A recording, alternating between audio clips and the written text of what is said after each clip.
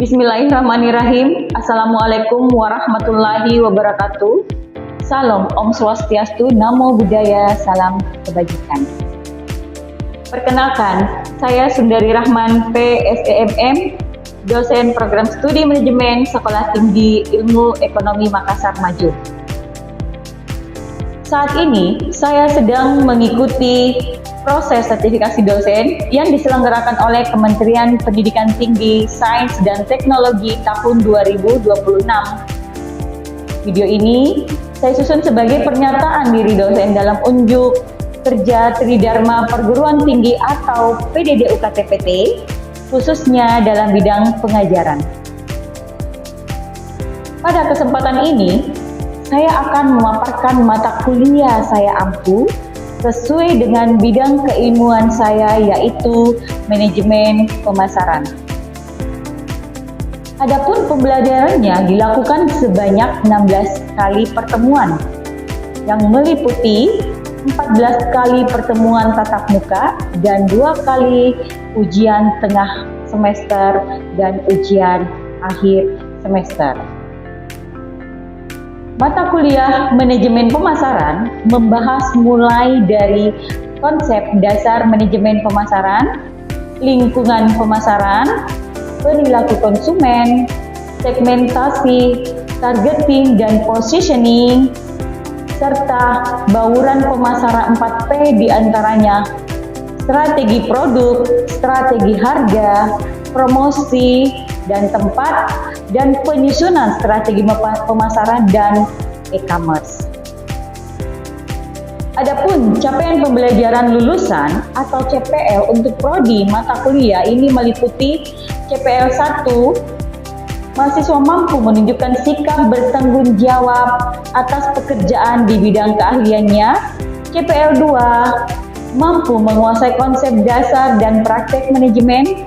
CPL 3, mampu menerapkan pemikiran logis, kritis, sistematis, dan inovatif dalam konteks pengembangan atau implementasi ilmu pengetahuan dan teknologi yang memperhatikan dan menerapkan nilai humaniora yang sesuai dengan bidang keahliannya. Adapun CPMK-nya yaitu CPMK 1, mampu memahami konsep dasar manajemen pemasaran. CPMK 2, mampu menganalisis lingkungan pemasaran. CPMK 3, mampu merumuskan strategi pemasaran. Dan CPMK 4, mampu menyusun perencanaan pemasaran secara komprehensif. Proses pembelajaran dilaksanakan dengan pendekatan SCL, Student Centered Learning, di mana pembelajaran berfokus kepada mahasiswa, di mana mahasiswa subjek utama dalam pembelajaran dengan menggunakan metode seminar dan presentasi, yaitu mahasiswa mempresentasikan dan mendiskusikan materi. Demikian pengenalan mata kuliah manajemen pemasaran. Semoga pembelajaran ini dapat memberikan manfaat dan menjadi bekal dalam memahami konsep manajemen pemasaran selanjutnya. Mari kita saksikan video pembelajaran berikut dan terima kasih. Wassalamualaikum warahmatullahi wabarakatuh. Waalaikumsalam warahmatullahi wabarakatuh. Selamat siang adik-adik. Siang, Bu. Alhamdulillah. Sehat? Sehat. Alhamdulillah, puji dan syukur kehadiran kehadirat Allah Subhanahu wa taala, berkat rahmat hidayahnya kita bisa melaksanakan kegiatan perkuliahan pada hari ini di pertemuan ketiga. Sebelum kita masuk ke materi, kita berdoa dulu sesuai dengan agama dan kepercayaan kita masing-masing. Doa dulu.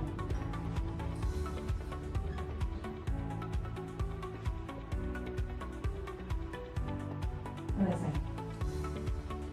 Baik, sebelum kita masuk ke materi ketiga, kita mereview dulu pertemuan minggu lalu. Ya, pertemuan minggu lalu materinya apa ya? Ada yang masih ingat? Ya, silakan Saudari Kasma. Materi minggu lalu itu kita membahas terkait konsep pemasaran. Nah, yang saya tangkap dari pertemuan minggu lalu itu Bu, di konsep pemasaran itu titik awalnya menetapkan target market, kemudian di konsep pemasaran juga itu berfokus pada memenuhi dan mengerti kebutuhan pelanggan. Nah, dari itu hasil akhirnya itu akan menciptakan kepuasan bagi pelanggan itu sendiri. Menciptakan kepuasan pelanggan. Nah, minggu lalu saya memberikan tugas. Itu tugasnya apa? Yang saya berikan. Ada yang ingat? Silakan. Mendeskripsikan gambar pemasaran. Mendeskripsikan gambar. Tugasnya sudah dikumpul? Sudah. Dikumpul di mana? Kedua? Tiga. Nanti kedua tingkatnya ya, baik. Kita masuk ke materi. Hari ini kita akan mempelajari mengenai menganalisis pasar, konsumen, dan pasar bisnis. Sebelum saya masuk ke materi, ya, kalau melihat dari materinya itu pasar konsumen dan pasar bisnis, apa yang Anda tahu? Apa yang Anda pikirkan? Coba bisa disampaikan. Pasar konsumen itu apa? Menurut Anda? Saya Bu, Ya, silakan. kalau pasar konsumen itu ditujukan ke individu, sedangkan kalau pasar bisnis ke perusahaan atau Oke, betul. Saudari Sandra, ya. Oke.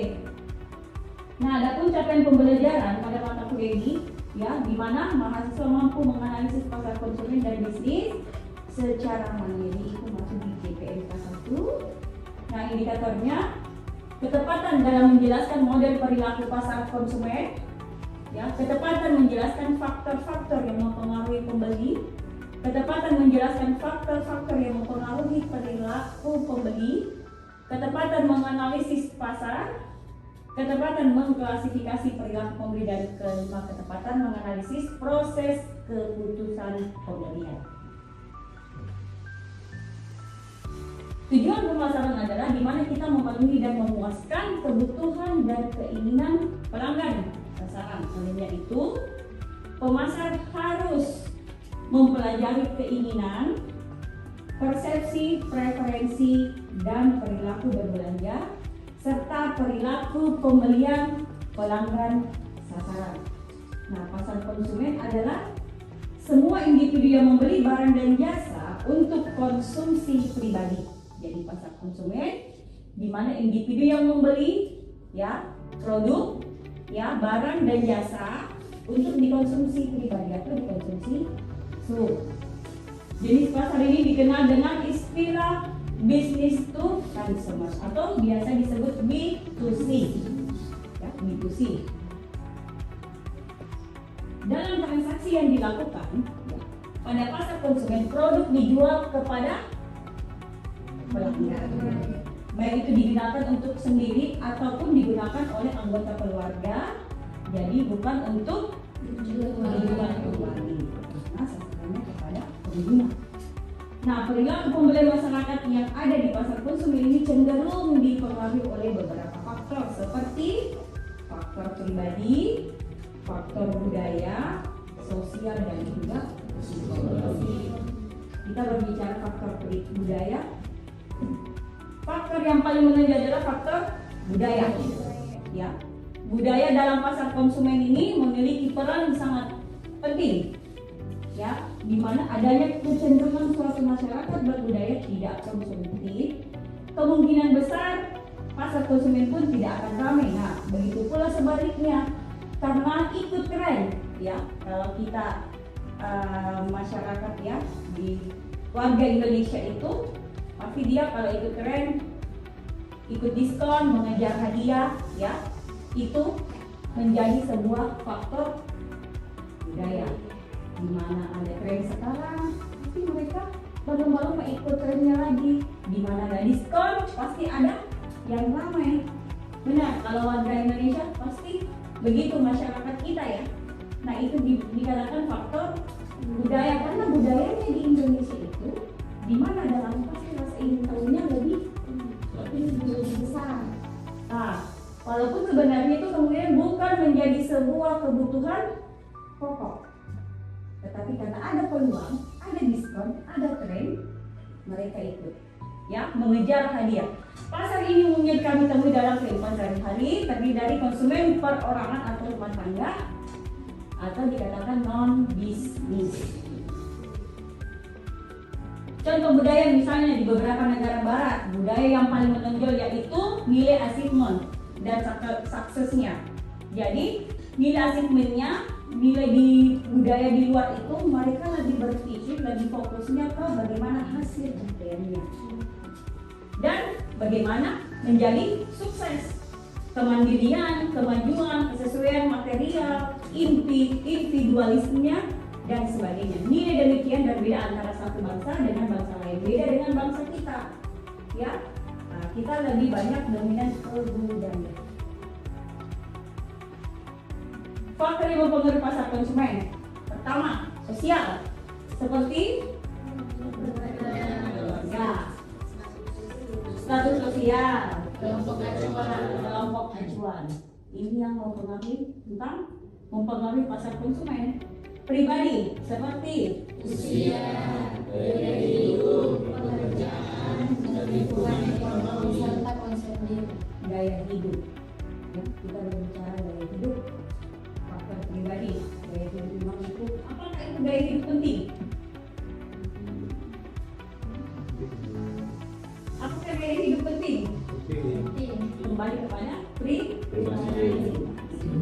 Nah, faktor ketiga psikologis, di mana motivasi, ya, persepsi, pembelajaran, gaya hidup dan sikap.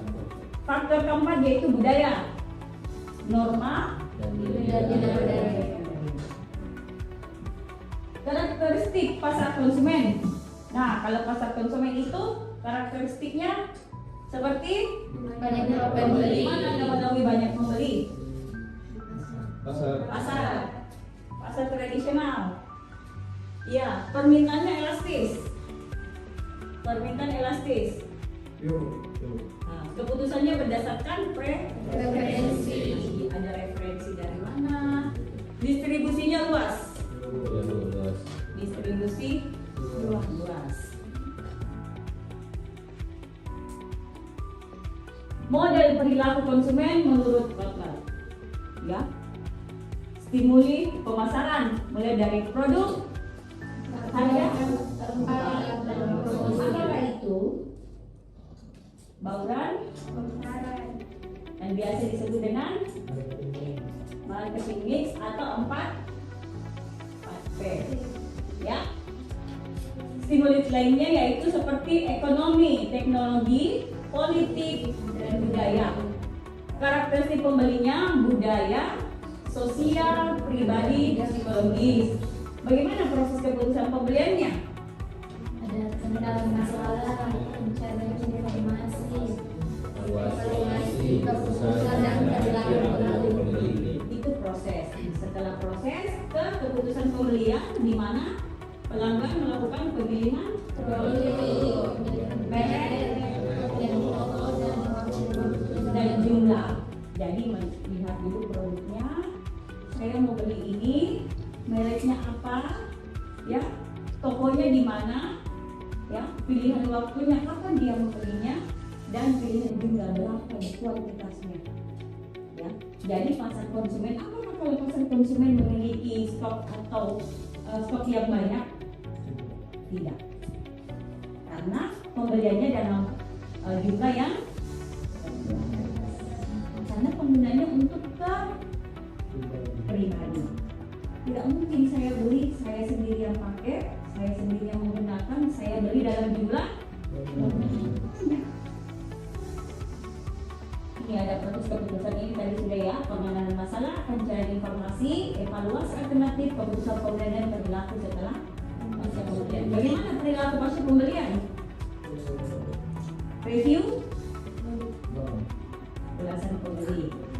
Loyalitas pembeli. Biasanya pembeli kalau kita sudah beli barangnya satu kali, kita kembali lagi beli lagi, itu namanya loyalitas.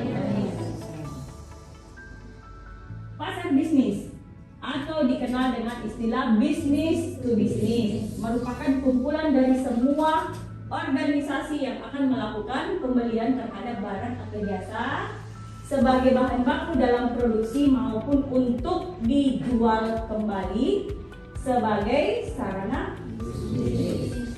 Dalam hal ini pembeli akan mendapatkan keuntungan terhadap barang-barang yang telah dibeli tersebut.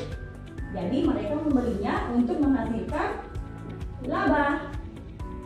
Pembeli dalam pasar ini tidak akan langsung menggunakan barang yang telah dibeli secara pribadi, akan tetapi mereka menggunakannya untuk memasok kebutuhan barang pihak lain. Ya, pasar bisnis bergerak dalam berbagai bidang perekonomian seperti halnya pertanian, perikanan, kehutanan, perindustrian, transportasi, informasi, manufaktur, dan perdagangan. Nah, pasar ini bisa dikategorikan sebagai pasar besar karena melibatkan banyak penjual dan pembeli serta barang dagangan yang diperjualbelikan. Bisa dibilang bahwa keberadaan pasar bisnis sebagai pilar ya. Jika kegiatan dalam pasar berjalan sukses, perekonomian pun tidak akan mengalami. Jadi perekonomian itu sangat penting untuk negara, ya. Akan tetapi sebaliknya pasar bisnis sepi, tidak ada inovasi yang baru, masyarakat tidak akan bisa menjalankan namanya roda. Nah, kita masuk ke karakteristik pasar bisnis. Karakteristik pasar bisnis berbanding terbalik dengan konsumen, di mana pembelinya sedikit, volumenya besar, dia membeli dalam jumlah banyak atau dalam jumlah partai, permintaannya kurang, keputusannya dan hubungan terjadi transaksi antar perusahaan ya dengan pihak pemasok ya dengan pihak bisnis, jadi hubungan jangka panjang. Gambar model perilaku pembeli bisnis di lingkungan rangsangan pemasaran ada lagi 4 P. Apa itu?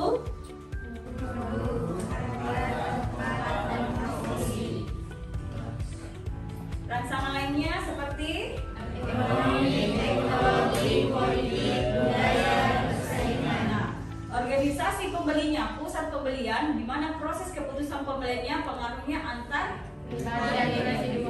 itu berpengaruh organisasi.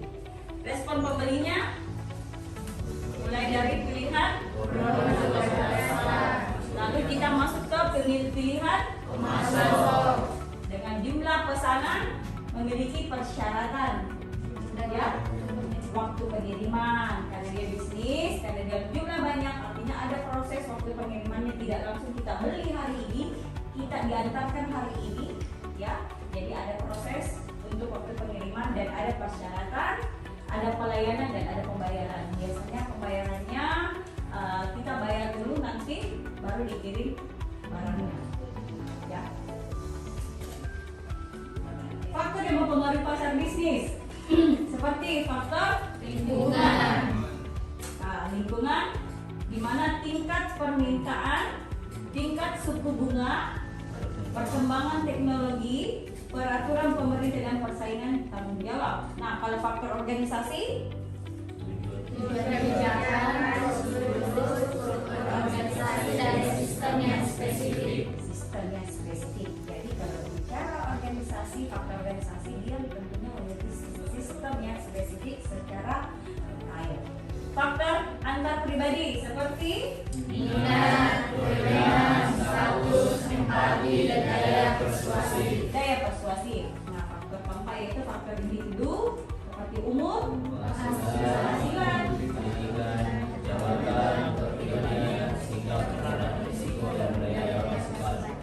nah, faktor yang mempengaruhi pasar bisnis ya.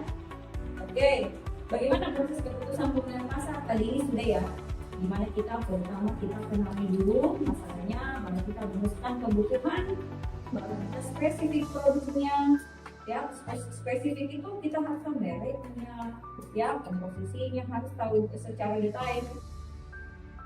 Nah, materinya sudah selesai. Jadi sebelum Saya memberikan tugas, kita menunjukkan apa yang tadi Anda sebutkan. Pasar konsumen itu ditujukan ke pasar bisnis ditujukan ke organisasi. Oke, untuk minggu depan kita akan melakukan diskusi, ya seperti biasa kita melakukan diskusi dalam bentuk kelompok, ada presentasi, hasilnya diambil dari mana, mendownload jurnal atau artikel ilmiah yang terbaru dan terupdate, baru kita bahas bersama, kita diskusikan bersama. Jadi studi kasusnya berdasarkan dari artikel tersebut, ya. Untuk hari ini cukup ya untuk pertemuan ketiga. Insya Allah minggu depan kita akan melanjutkan lagi ke pertemuan keempat. Ya, kita melakukan diskusi, cukup memberikan materi dari materi yang disiapkan dalam bentuk PPT ya dan makalah, dan kita diskusi